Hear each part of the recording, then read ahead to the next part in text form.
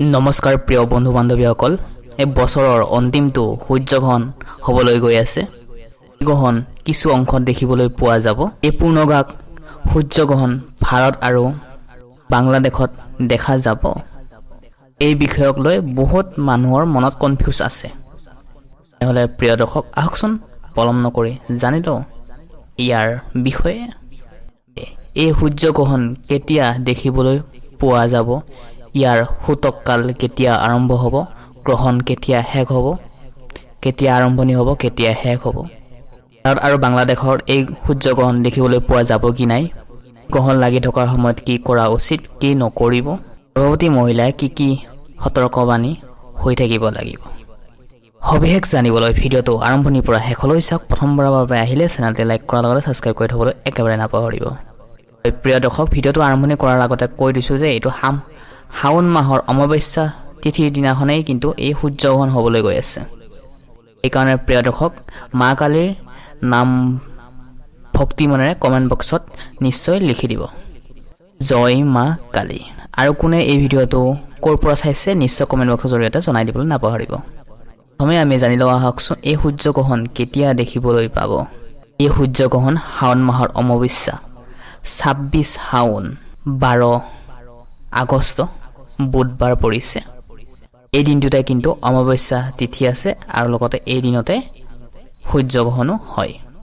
ভাৰতীয় সময় অনুযায়ী 12 আগষ্ট বুধবাৰ ৰাতি 11:17 পৰা গ্ৰহণ শেষ হ'ব।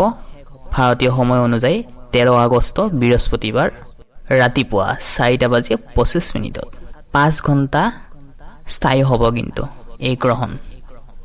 সূৰ্যগ্ৰহণৰ সূতককাল কেতিয়ালৈ থাকিব। আমি প্ৰত্যেকটোৱে জানো যে এই জ্যোতিষশাস্ত্ৰ আৰু ধৰ্মীয় অনুযায়ী সূৰ্যগ্ৰহণ লগাৰ আগৰ পৰাই 12 ঘণ্টা আগৰ পৰাই এই সূতককাল আৰম্ভণি হয়। গ্ৰহণ শেষ হোৱাৰ লগে লগে ইয়াৰ সূতককাল শেষ হৈ যায়।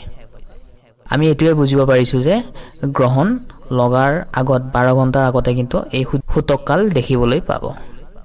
যিহেতু ৰাতি 11:17 পৰা আৰম্ভণি হ'ব, সেয়েহে তো ৰাতিপুৱা 11 বজাৰ পৰাই কিন্তু ইয়াৰ সূতককাল লাগি থাকিব। সেয়েহে সূৰ্যগ্ৰহণ কিন্তু ৰাতি হ'লেও কিন্তু দিনত ইয়াৰ সূতককাল লাগি থাকিব। আমি জানি লোৱা আহকচোন ভাৰত আৰু বাংলাদেশত ইয়াৰ সূৰ্যগ্ৰহণ লাগিব কে নাই। 12 আগষ্টৰ পূৰ্ণগাক সূৰ্যগ্ৰহণ দেখা যাব ইউৰোপ, গ্ৰীণলেণ্ড, উত্তৰ ৰাছিয়া।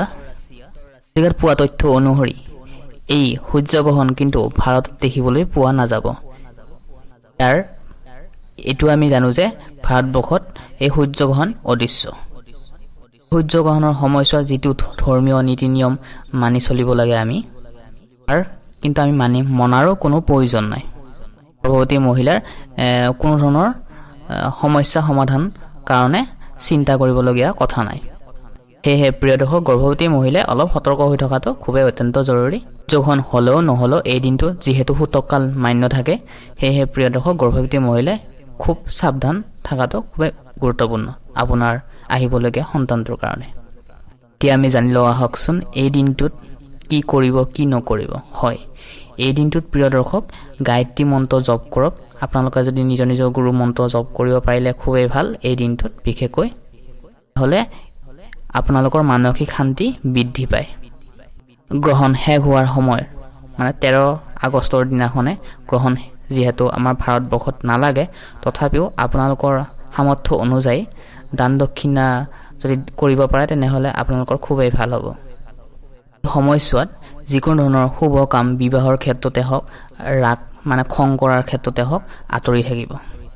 এই গ্ৰহণৰ সময়ছোৱাত যিহেতু গ্ৰহণ নালাগে, তথাপিও কোনো ধৰণৰ খাদ্য খোৱাৰ পৰা দূৰত থকাই ভাল। যিহেতু প্ৰিয় দৰ্শক এই সূৰ্যগ্ৰহণ পূৰ্ণগাক সূৰ্যগ্ৰহণ ভাৰত আৰু বাংলাদেশত দৃশ্যমান নহয়, যদিও ইয়াৰ সূতককাল মনা যায়। সেয়েহে নীতি নিয়মত থাকিলে আপোনাৰ কাৰণে ভাল, আপোনাৰ ফেমিলিৰ কাৰণে ভাল, সকলোৰ কাৰণে ভাল। ইতিহাস অনুসৰি এই সূৰ্যগ্ৰহণ কৰ্কট ৰাশিত হ'বলৈ গৈ আছে। যিহেতু এই গ্ৰহণ ভাৰতবৰ্ষত দেখিবলৈ পোৱা নাযায় যদিও ইয়াৰ প্ৰভাৱ 15 দিনলৈ চলিব। সকলো ৰাশিৰ ওপৰতে কম বেছি পৰিমাণ প্ৰভাৱ পৰিব। বিশেষ 3টা ৰাশিৰ ওপৰত প্ৰভাৱ পৰিব, যাৰ জীৱনত সুখ শান্তি হোৱাৰ ভাগ্য লটাৰী খোল খাব। ৰাশি ভাগ্য লটাৰী খুলিব, মিথুন ৰাশি, কন্যা ৰাশি আৰু মীন ৰাশি। আপোনালোকৰ জীৱনত সুখ শান্তি আহিবলৈ গৈ আছে, ভাগ্য লটাৰী খোল খাব। প্ৰিয় দৰ্শক, আজিৰ ভিডিঅ'টো ইমানখিনিতে সমাপ্ত কৰিছোঁ। পুনৰ আকৌ নতুন ভিডিঅ'ত লগ পোৱাৰ আশাৰে আজি এই গুৰুত্বপূৰ্ণ ভিডিঅ'টোৰ পৰা বিদায় লৈছোঁ। পুনৰ নতুন খবৰ পাবলৈ আমাৰ ইউটিউব চেনেলতে ছাবস্ক্ৰাইব কৰি থ'বলৈ একেবাৰে নাপাহৰিব। ধন্যবাদ।